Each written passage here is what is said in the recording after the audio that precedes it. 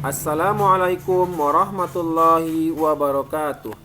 Baiklah anak-anak, pada kesempatan ini kita akan mempelajari tentang pendidikan agama Islam. Apa kabarnya sekarang? Alhamdulillah, luar biasa, Allahu Akbar. Baiklah anak-anak, kita ulangi sekali lagi. Apa kabarnya sekarang? Alhamdulillah, luar biasa, Allahu Akbar.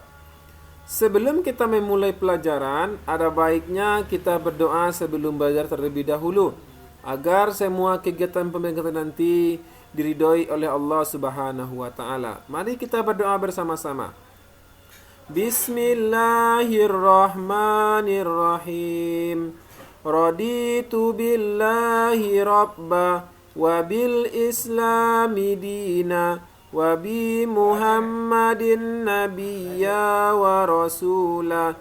Rabbi zidni ilman warzuqni fahman.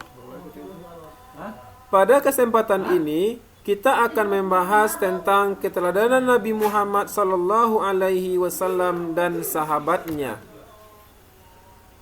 Di dalam keteladanan Nabi Muhammad sallallahu alaihi wasallam ada dua sifat yang patut kita teladani dan patut kita tiru di dalam kehidupan kita, baik dalam kehidupan keluarga maupun dalam kehidupan bermasyarakat, yaitunya tentang kejujuran dan kasih sayang Rasulullah sallallahu alaihi wasallam.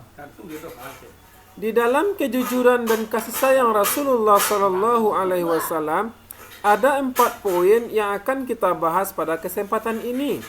Yang pertama yaitunya Nabi Muhammad sallallahu alaihi wasallam Al-Amin. Yang kedua, kasih sayang Rasulullah sallallahu alaihi wasallam terhadap anak, keluarga, orang tua dan masyarakat. Yang ketiga, kepedulian Rasulullah sallallahu alaihi wasallam terhadap lingkungan. Sedangkan yang keempat, Nabi Muhammad sallallahu alaihi wasallam sebagai pembawa rahmat bagi alam semesta. Agar lebih jelasnya, setiap poin-poin yang telah ada tadi, oleh karena itu ada baiknya kita jelaskan satu persatu tentang materi kejujuran dan kasih sayang Rasulullah sallallahu alaihi wasallam tersebut. Yang pertama tadi adalah Nabi Muhammad sallallahu alaihi wasallam Al-Amin. Al-Amin atau amanah yang artinya jujur atau dapat dipercaya adalah sebuah gelar yang didapatkan oleh Rasulullah sallallahu alaihi wasallam karena buah dari kejujuran dari yang ada di dalam diri Nabi Muhammad sallallahu alaihi wasallam. Oleh karena itu, kalau kita ingin dijadikan orang yang dicintai dan disayangi di tengah-tengah kehidupan keluarga dan masyarakat, maka tanamkanlah sifat jujur di dalam diri kita. Di dalam hal ini, ada 2 faktor yang mendukung gelar Al-Amin yang disandang oleh Rasulullah sallallahu alaihi wasallam. Yang pertama, ini terjadi pada waktu beliau masih muda. Beliau diminta bantuan oleh pamannya untuk membawa barang dagangan Siti Khadijah binti Khuwailid yang kaya dan dihormati di kota Mekah. Lalu Nabi Muhammad sallallahu alaihi wasallam menjaga barang dagangan tersebut dengan baik.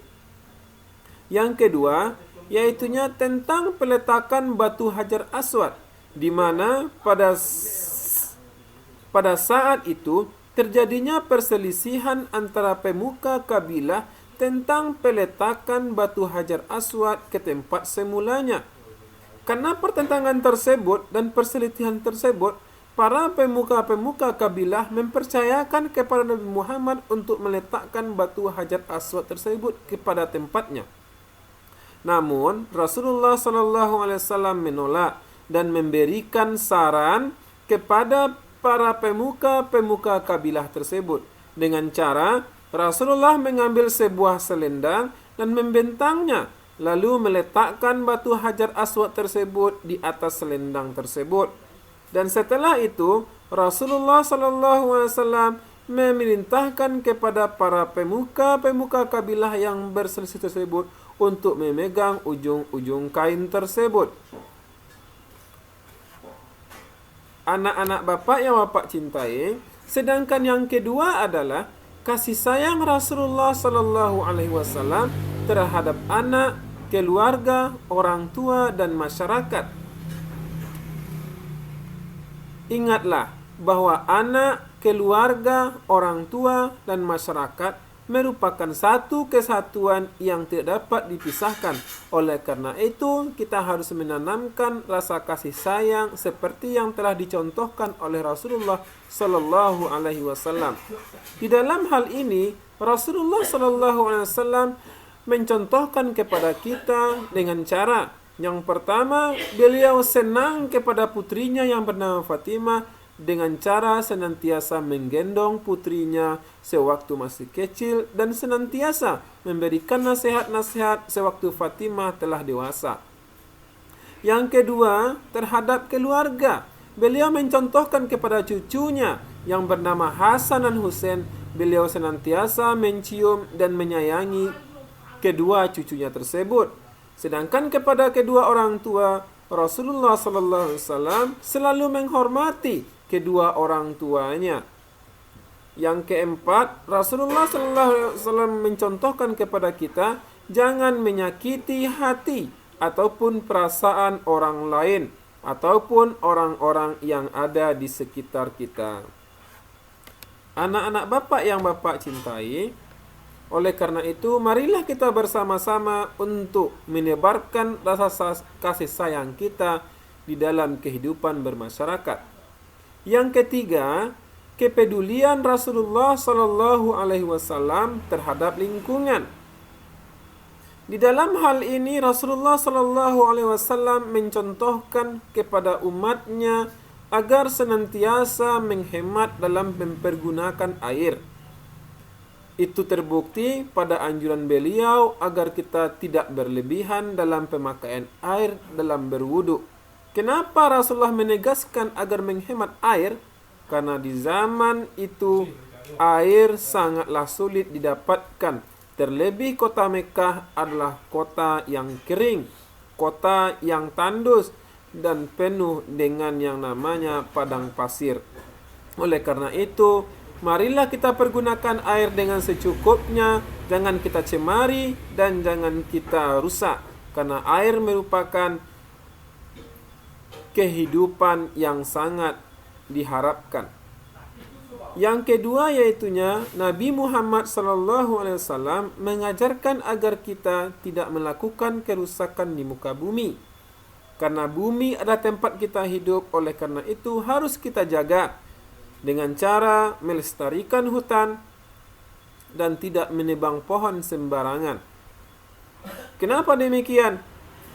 Karena hutan adalah kunci kehidupan bumi. Oleh karena itu jangan kita bakar ataupun kita tebang dengan sesuka hati kita.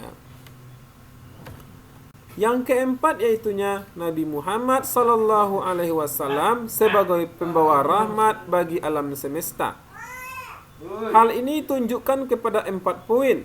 Yang pertama yaitunya sesuai dengan tujuan dakwah Nabi Muhammad sallallahu alaihi wasallam adalah untuk mengubah keadaan masyarakat jahiliyah menjadi masyarakat yang sejahtera berdasarkan agama tauhid, yaitu agama yang meyakini bahwa Allah Subhanahu wa taala adalah Tuhan yang Maha Esa.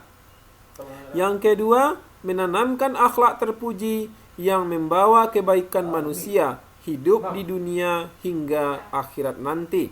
Yang ketiga, kita berperilaku sopan dan bertutur kata santun terhadap orang tua, guru, dan masyarakat. Yang keempat, menjaga lingkungan kita agar selalu bersih, karena kebersihan adalah sebagian dari iman. Oleh karena itu, anak-anak Bapak, jadilah kita orang-orang yang senantiasa menjaga keluarga, menjaga orang tua, menjaga masyarakat agar tidak ada perselisihan dan dendam di antara kita bersama. Sekianlah pembelajaran kita pada sekarang ini. Semoga bermanfaat dan dapat diterapkan di dalam kehidupan kita sehari-hari dan marilah kita jadikan Rasulullah sallallahu alaihi wasallam sebagai teladan dan contoh dalam kita menaungi kehidupan di atas dunia ini. Semoga kita selamat hidup di dunia menuju kampung akhirat kelak. Amin amin ya rabbal alamin. Assalamualaikum warahmatullahi wabarakatuh.